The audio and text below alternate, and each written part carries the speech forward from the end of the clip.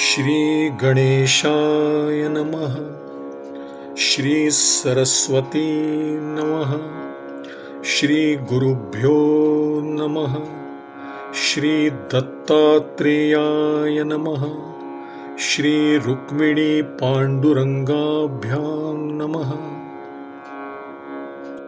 प्रलयवायूचा क्षोभक क्रोधू, तेणे पृथ्वीचा हरिला गंधू, तव तेहि विरोनिया प्रसिद्धू, एकवदू जळ जाहले.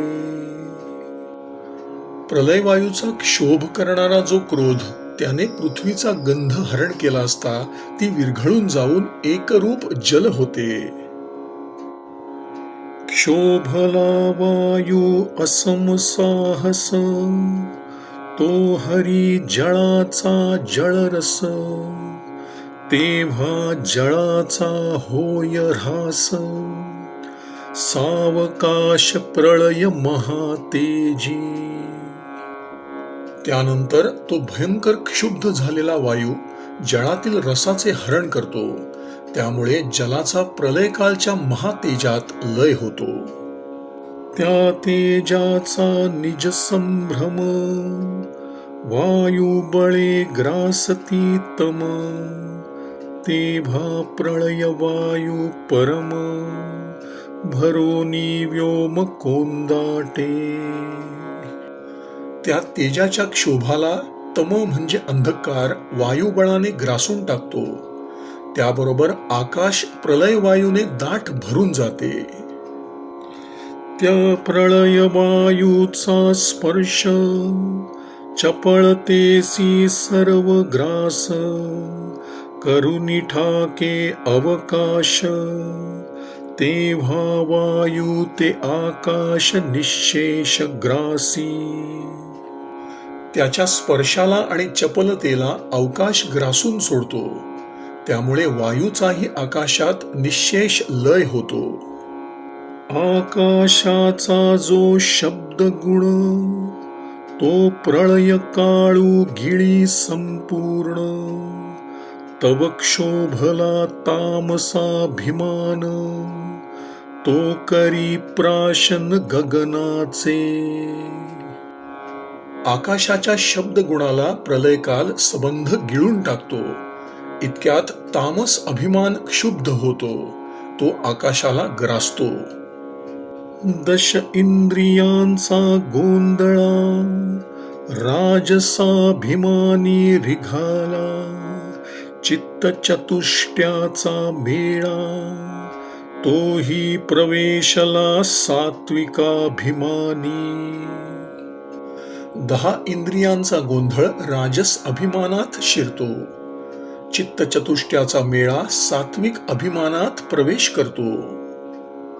इंद्रिय अधिष्ठात्री दैवते, तीही मिळोनिया समस्ते, प्रवेशली सात्विकाते, जाण निश्चिते नृपनाथा.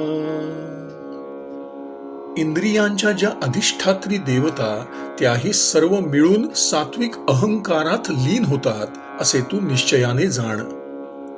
ते तिनी अहंकार त्रिगुणेसी, प्रवेशती महत्तत्वासी, महत्तत्व मिळे मायेसी, जेवी कन्या संततीसी माहेराये. हे तिन्ही अहंकार त्रिगुणांसह महत्तत्वात प्रवेश करतात. ज्याप्रमाणे कन्या बाळंतपणास माहेरी येते, त्याप्रमाणे महत्तत्व मायेला मिळते. जेवी कुकडीची पिली, कुकडी पंखातळी घाली, मग ते स्वये दिसे एकली, तेवी माया उरली कल्पांती. ज्याप्रमाणे कोंबडी आपल्या पिलांना पंखाखाली लपवून ठेवते आणि मग ती स्वतः एकटीच दिसते, त्याप्रमाणे कल्पांती माया एकटीच उरते. एवं उत्पत्ती स्थिती प्रलयात त्रिविध भागे दाविली येथ, ते गुणमयी माया निश्चित, मिथ्याभूत आभासे. याप्रमाणे उत्पत्ती, स्थिती आणि प्रलय यासाठी 3 भागांनी माया दाखवली. खरोखर ती त्रिगुणात्मिका माया मिथ्या रूपाने भासते. जेवी लेकुरे खेळता खेळासी, दिवसा म्हणती जाहली निशी, देवीची पूर्ण स्वरूपापाशी, देखती मायेसी त्रिविध कल्पना. ज्याप्रमाणे मुले खेळ खेळत असता दिवसाला रात्र झाली असे म्हणतात, त्याचप्रमाणे पूर्ण स्वरूपामध्ये अज्ञ लोक मायेची त्रिविध कल्पना करतात. उत्तम मध्यम अधम जन, तिन्ही अवस्था त्रिभुवन, त्रिविध कर्मे 3 गुण, हे जाण विंदान मायेचे. ध्येय ध्याता आणि ध्यान, पूज्य पूजक पूजन, ज्ञेय ज्ञाता आणि ज्ञान, हे हि त्रिपुटी पूर्ण मायेची. दृश्य द्रष्टा आणि दर्शन, कर्म करता क्रियाचरण, भोग्य भोक्ता भोजन, हे त्रिपुटी जाण मायेची. शब्द श्रोता आणि श्रवण, घ्रेय घ्राता आणि घ्राण, रस रसना रसस्वादन, हे त्रिपुटी जाण मायेची. करक्रिया आणि करता, चरण चाल चालता, बोल बोलणे बोलता, हे त्रिविधावस्था मायेची. अहम सोहम जड मूढता, साधक साधन साध्यता, देवी देवो परिवार देवता, हे हि त्रिविधता मायेची. देह देही देहाभिमान, भव भय भव बंधन, मुक्त मुमुक्षु अज्ञान, हे हि विंदान मायेचे.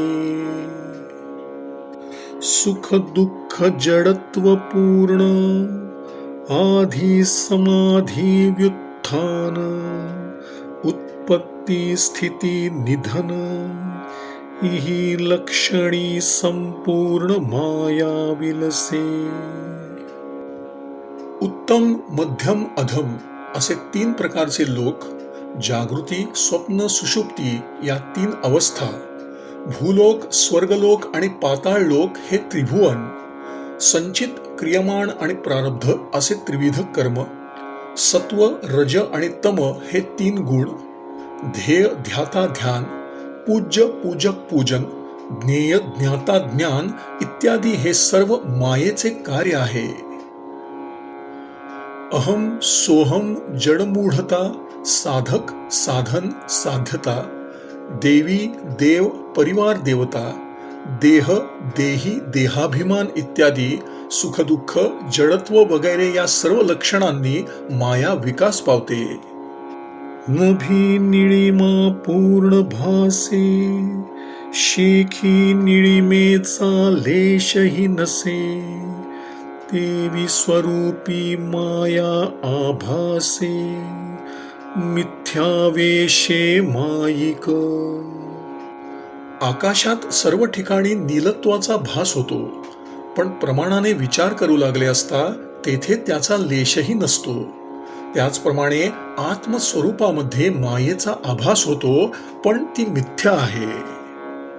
जेवी प्रत्यक्ष दिसे मृगजळ, परी ते निदाघची केवळ, देवी स्वरूपी माया प्रबळ, मुळी निर्मूळ आभासे.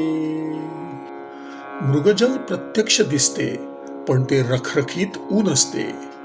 तशीच स्वरूपात प्रबळ माया दिसते, पण ती वस्तुतः निर्मूल असते. हे मिथ्या माया कल्पनावशे, प्रबळ बळे भासली दिसे, नासू जाता नाशिजे ऐसे, सत्यत्वे नसे निजांग. ही मिथ्या माया कल्पनावशात अतिशय बलाढ्य आहे असा भास होतो, म्हणून तिचा नाश करावयास जो जावे तो तिच्यामध्ये सत्यत्वाने काहीच नसते. नावरूपाची या भडसे, ब्रह्मादिक केले पिसे, मिथ्या त्रिपुटी विन्यासे, ज्या बांधिले दिसे त्रैलोक्य. तिने नाम रूपाच्या भपक्याने ब्रह्मादिकांना वेड लावले आहे. मिथ्या त्रिपुटीच्या रचनेने तिने त्रैलोक्य उभारले आहे असे दिसते. जेवी रूपा सवे दिसे छाया, नाशिता नातुडे नाशावया, तेवी स्वरूपी मिथ्या माया, अति दुर्जया देवांसी. जशी दीपाबरोबर सावली दिसावी पण तिचा नाश करू म्हटले तर ती हाती लागत नाही, तशीच ही स्वरूपी मिथ्या माया आहे. ती देवांना अतिशय दुर्जय आहे. जेवी देहा सवे मिथ्या छाया, तेवी ब्रह्मी मिथ्या माया, कल्पना योगे वाढली वाया, या लागी अजया वेदशास्त्रे म्हणती. जशी देहाची छाया तशीच ब्रह्मातील मिथ्या माया, ती कल्पनेने वृथा वाढली आहे, म्हणूनच वेदशास्त्रे तिला अजया अजिंक्य म्हणतात. राया कल्पना वाढे जेठाई, तेची मायेचे दृढ मूळ पाही, जो निर्विकल्प निज देही, त्यासी माया नाही तिही लोकी. हे राजा, जेथे कल्पना वाढते तेथेच मायेचे दृढ मूळ आहे असे तू समज. जो स्वतःच्या देहाविषयी निर्विकल्प आस्था शून्य असतो त्याला या त्रिभुवनात माया कोठेच दिसत नाही. कल्पिती कल्पना जे राया, तेची जाण मुख्य माया, आडिक रूपके सांगावया, नातुडे माया निरूपणी. जी कल्पना करते तीच मुख्य माया आहे असे तू जाण. मायेचे निरूपण करताना याहून अधिक रूपके आणि दृष्टांत सांगावयास नकोत. तेची त्रिविध मुख्य लक्षणी, माया सांगितली विवंचोनी, आता कोण्या अर्थीचे श्रवणी, अत्यादरू मनी वर्ते राया. हे जनका, याप्रमाणे मी तुला मायेचे त्रिविधत्व मुख्य लक्षणांनी वर्णन करून सांगितले. आता आणखी तुला काय ऐकण्याची इच्छा आहे? माया दुस्तर दारुण, ऐकुनी ऋत्विज ब्राह्मण, थरारले सभाजन, राजाही पूर्ण विस्मित जाहला. मायेचे हे भयंकर वर्णन ऐकून यज्ञातील ऋत्विज आणि इतर सभाजन भयभीत झाले. राजालाही अतिशय विस्मय वाटला. नवल मायेचे रूपक, नाशू न शकतीच ज्ञाते लोक, जिया गोविले ब्रह्मादिक, इतरांचा देख पाडू कोण. मायेचे लक्षण अतिशय आश्चर्यकारक आहे. ज्ञाते लोकही तिचे निवारण करू शकत नाहीत. अहो, जिने ब्रह्मादिकांनाही आपल्या जाळ्यात गोवले तेथे इतरांचा काय पाड.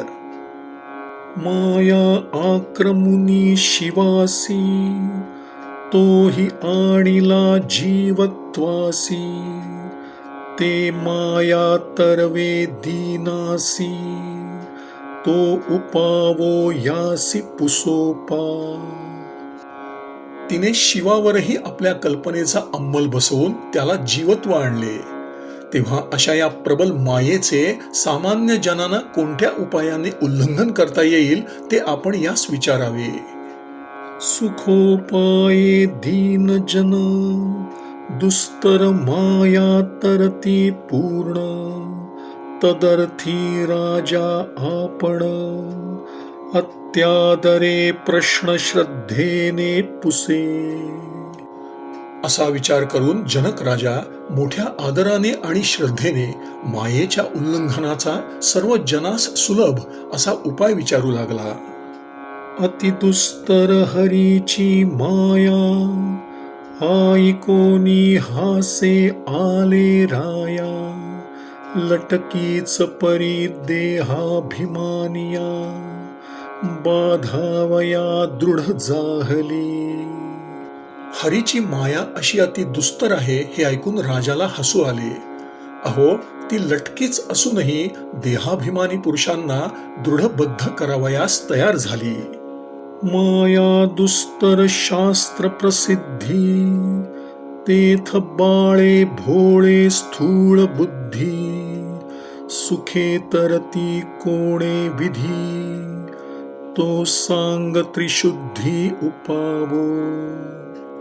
माया अतिशय दुस्तर आहे अशी शास्त्र प्रसिद्धी आहे, पण स्थूलबुद्धी भोळे भाळे लोकही सहजच तिचे उल्लंघन करू शकतील असा उपाय मला सांगा. जासी वश्य नाही निज मन आणि भवाब्धी तरावया भाव पूर्ण ऐसे भोळे भाविक जन त्यासी माया तरण सुगम सांगा. त्यांचे मन तर त्यांच्या स्वाधीन नाही, पण भवसागर तरून जाण्याची तीव्र इच्छा. अशा भोळ्या भाविक जनांसाठी माया तरणाचा सुगम उपाय सांगा. मागा कवी बोलिला संकलिती तन्मायया तो बुध आभजेती गुरु ब्रह्म अभेद स्थिती करिता भक्ती माया तरिजे. पूर्वी कवी महर्षीने एका श्लोकात गुरु आणि ब्रह्म यांची अभेदाने भक्ती केली असता मायेचे उल्लंघन करता येते असे थोडक्यात सांगितले आहे. ते भक्तीचे स्पष्ट लक्षण विशद होवावया श्रवण पुढती मायेचे तरण पुसावया कारण मुख्य हेची. यास्तव त्या भक्तीचे लक्षण स्पष्टपणे श्रवण करण्यासाठी मी हे आपणास विचारित आहे. कवीने जे पूर्वी सांगितले होते तेच माझ्या या प्रश्नाचे मुख्य कारण आहे. तो माया तरणोपाय विधी सुगम सांगावया त्रिशुद्धी अंतरिक्षा धाकुटा सुबुद्धी प्रबुद्ध प्रज्ञानिधी बोलता जाहला. राजाचा हा प्रश्न ऐकून अंतरिक्षाचा अतिशय बुद्धिमान कनिष्ठ भ्राता प्रबुद्ध माया तरणाचा सुलभ उपाय त्याला सांगू लागला. मुख्य मायेचे तरण प्रबुद्धची जाणे पूर्ण प्रबुद्ध जाहलिया आपण मायेचे विंदानन तरता तरती. मुख्य मायेच्या तरणाचा उपाय पूर्ण ज्ञानीच जाणतो. स्वतः ज्ञानी झाल्यावर मायेचे उल्लंघन करण्यास फार कष्ट करावे लागत नाहीत.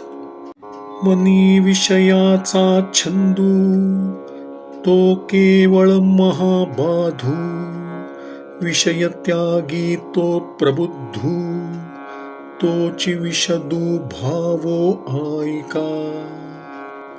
मनात विषयांचा नाद असणे हा फारच मोठा प्रतिबंध आहे. जो विषयांचा त्याग करतो तोच ज्ञानी होय. आता हाच आशय अधिक विशद करून सांगतो. विषयी लोभले अत्यंत मन तेथ नभता वैराग्य पूर्ण कदा नव्हे मायेचे तरण, वैराग्यार्थ जाण विषय निंदी. विषयासक्त मनामध्ये वैराग्य आणि ज्ञान यांचा उदय कधीही होत नाही. वैराग्यासाठी शास्त्रे आणि ज्ञानी पुरुष विषयांची अशी निंदा करतात. केवळ नश्वर विषय देख, तेची मानिती परम सुख, ते सुखची दुःखदायक, स्त्री कामे मुख्य माया बाधे. विषय क्षणभंगूर आहेत, पण अविवेकी त्यालाच परम सुख मानतात. पण ते सुखही दुःख देणारे आहे. स्त्री विषयक इच्छेने मुख्य माया दुःख देते. वेचुनी धनाचिया गाठी, सुखार्थी स्त्री बैसविली पाटी, तेची भोगवी दुःख कोटी, जगी माया लाठी स्त्री कामे. आपल्या पदरचे धन खर्चून सुखासाठी स्त्रीला आणून पाटावर बसवले, पण तीच स्त्री या कामी पुरुषाला अनेक दुःखे भोगावयास लावते. स्त्री कामना हीच या जगातील जबरदस्त माया आहे. स्त्री कामे प्रपंचू सबळ, स्त्री कामे दुःख प्रबळ, स्त्री कामे मायेसी बळ, स्त्री कामे सकळ मोहिले जग. तिच्यामुळेच प्रपंच सबळ होतो, दुःख प्रबल होते, मायेला बळ चढते. तिच्यामुळेच सर्व जगत मोहित झाले आहे. आवडी स्त्री बैसविता पाटी, ते प्रपंचाच्या वाढवी कोटी, महामोहाच्या पाडुनी गाठी, दुःख सागरी लोटी स्त्री कामू. स्त्रीला मोठ्या आवडीने गृहदेवता करून पाटावर बसवले असता ती प्रपंचाच्या कोटी वाढवते, आणि स्त्री काम महामोहाच्या गाठी मारून पुरुषाला दुःख सागरात लोटतो.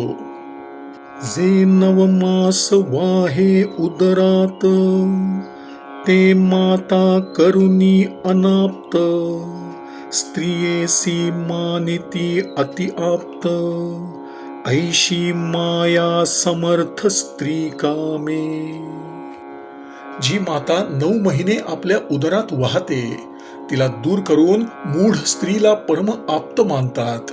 स्त्री कामाने माया अशी समर्थ झाली आहे. जे तोंडींचे पोटींचे खाववित, जे सदा सोशी नरक भूत, ते मातेहूनी स्त्री आप्त, जाहली जगात माया मोहे.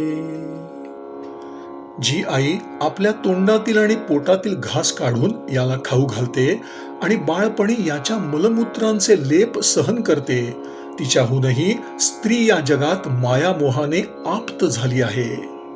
स्त्रिया मिळविता असंख्य मिळती, परी माता न मिळे त्रिजगती, ऐसे जे सज्ञान जाणती, तेही आप्त मानिती स्त्रिये ते.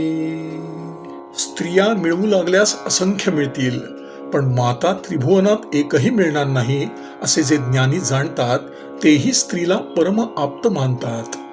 माते ते भजता भुक्ती मुक्ती, स्त्रिये ते भजता नरक प्राप्ती, ऐसे जे शास्त्रज्ञ जाणती, तेही माता उपेक्षिती स्त्री कामे. मातेची सेवा केल्यास ऐहिक सुख आणि मोक्ष ही दोन्ही मिळतात, आणि स्त्रीचे भजन केल्यास नरक प्राप्त होतो असे जाणणारे ज्ञानी सुद्धा स्त्रीच्या नादाने मातेची उपेक्षा करतात. एवं स्त्री कामाची या व्याप्ती, माया व्यापिली त्रिजगती, सज्ञान ही पाडले भ्रांती, स्त्री कामासक्ती महामाया. याप्रमाणे स्त्री कामाच्या व्याप्तीने माया त्रिभुवनास व्यापून राहिली आहे. सज्ञानही भ्रांतीत पडले आहेत. खरोखर स्त्री विषयासक्ती हीच महामाया आहे. मानुनी विषयांचे सुख, काम्य कर्म करिता देख, तेणे अति दुःखी होती लोक, दुःखदायक काम्य कर्म. विषयांचे सुख मानून काम्य कर्म केल्यास लोक अति दुःखी होतात. यास्तव काम्य कर्म दुःखदायक आहे. कामिनी कामे गृहासक्ती, प्राणी प्राणांते स्वये शिणविती, त्या श्रमाची निदान स्थिती, सांगेन तुझ प्रती राजाधिराजा. स्त्रीच्या इच्छेने गृहावरील आसक्ती वाढून प्राणी स्वतः मरेपर्यंत शीण भोगतात. हे राजा, मी तुला या श्रमाचे निदान सांगतो. निर्मळ जळे भिंती धूता, जळाचीच नासे निर्मळता, हात माखती धुतले म्हणता, भिंती ही तत्वता निदळ केली. स्वच्छ पाण्याने भिंत धुवू लागल्यास जलाचीच निर्मलता नाहीशी होते. हातही चिखलाने माखतात आणि भिंतीवरील माती गेल्यामुळे त्याही निर्बल होतात. देवी विषयांचे निसुखे सुख, न पावतीच ब्रह्मादिक, विषयाचा जे मानिती हरिख, ते परम मूर्ख पशुदेही. त्याचप्रमाणे विषयांच्या सुखाने ब्रह्मादिकही सुखी होत नाहीत. पण अशा विषयांचा जे हर्ष मानतात ते परममूर्ख नराकार पशुच आहेत. रती दिवसू निज निकटे, मरणेसी घेता झटे, कवडीची प्राप्ती न भेटे, प्राणांत कष्टे द्रव्य जोडे. अहोरात्र स्वतःच्या आवडीने मरे मरे तो मेहनत करूनही कवडीची प्राप्ती होत नाही. तथापि तो प्राणांत कष्ट करून कसे बसे धन जोडतो. एवं कष्टे जोडले धन, ते महादुःखाचे जन्मस्थान, अर्थ अनर्थाचे अधिष्ठान, निजात्म मरण निज मूळ. पण याप्रमाणे मोठ्या कष्टाने मिळवलेले धनही महादुःखाला कारण होते. ते अनर्थाचे मूळ आहे. स्वतःच्या नाशाला स्वतःच धाडलेले मूळ आहे. द्रव्य नसता उपाये शिणवी, जाहलिया संरक्षणी आधी लावी, रात्री दिवस हृद्रोग जीवी, अविश्वासे नांदवी धनलोभू. द्रव्य नसले म्हणजे अनेक उपायांनी हा आपल्याला शिणवतो. ते मिळाले म्हणजे त्याला त्याच्या रक्षणाची भयंकर चिंता लागते. त्याच्या जीवाला अहोरात्र हृद्रोग लागतो. धनलोभ त्याला अविश्वासानेच नांदवतो.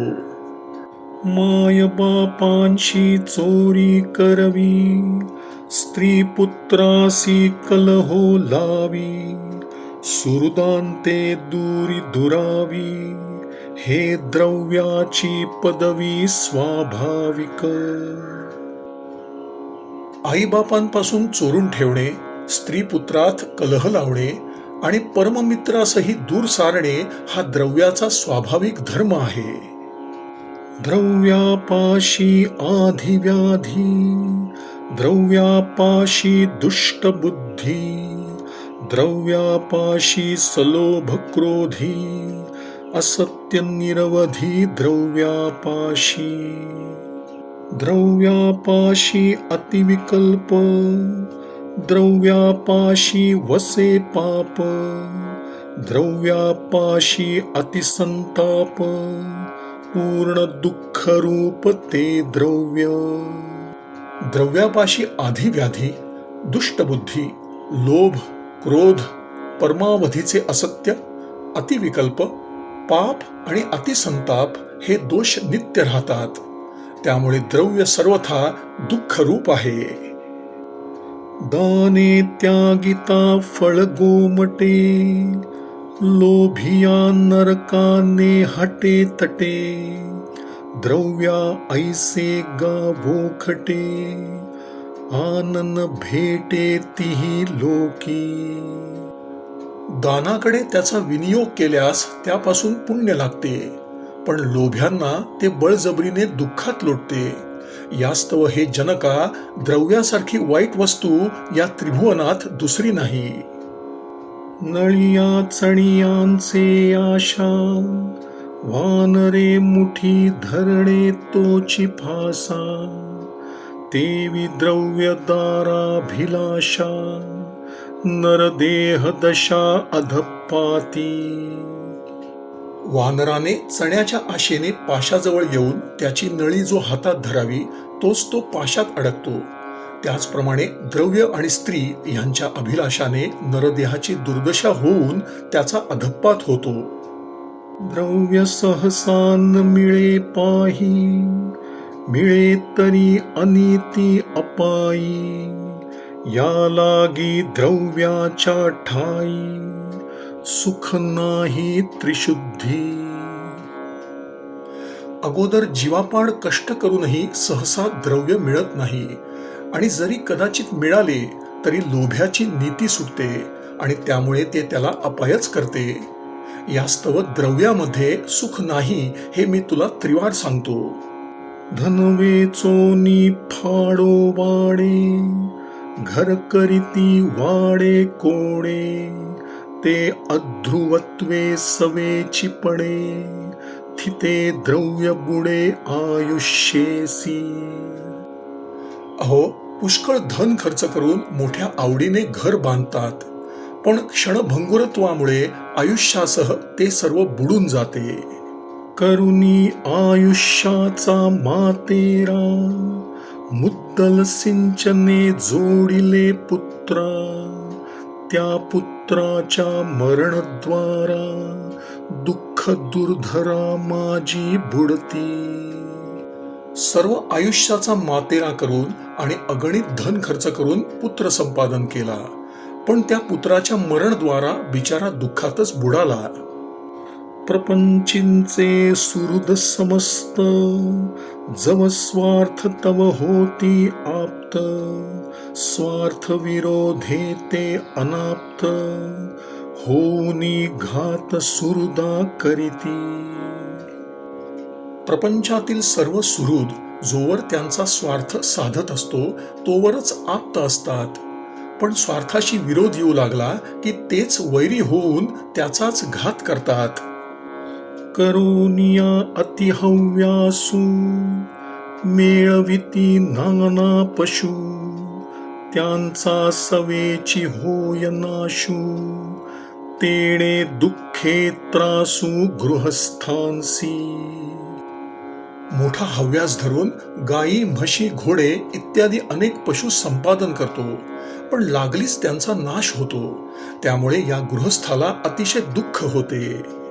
निज देहोची नश्वर येथ, त्यासी प्रपंच नव्हे गा शाश्वत, अवघे जगची काळग्रस्त, इहलोकी समस्त ठकिले विषयी.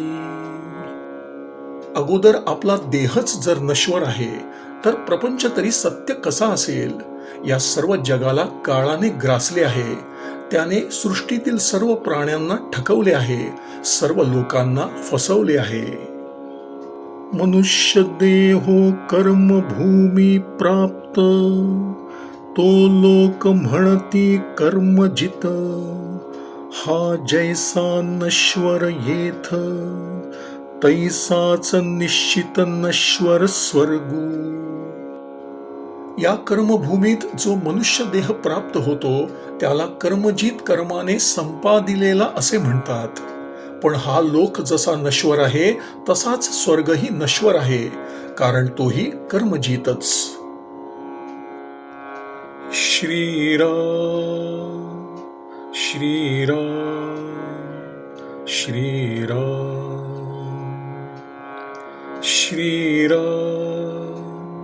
श्रीराम श्रीराम श्रीराम श्रीराम श्रीराम श्री सद्गुरु चरणार्पणमस्तु।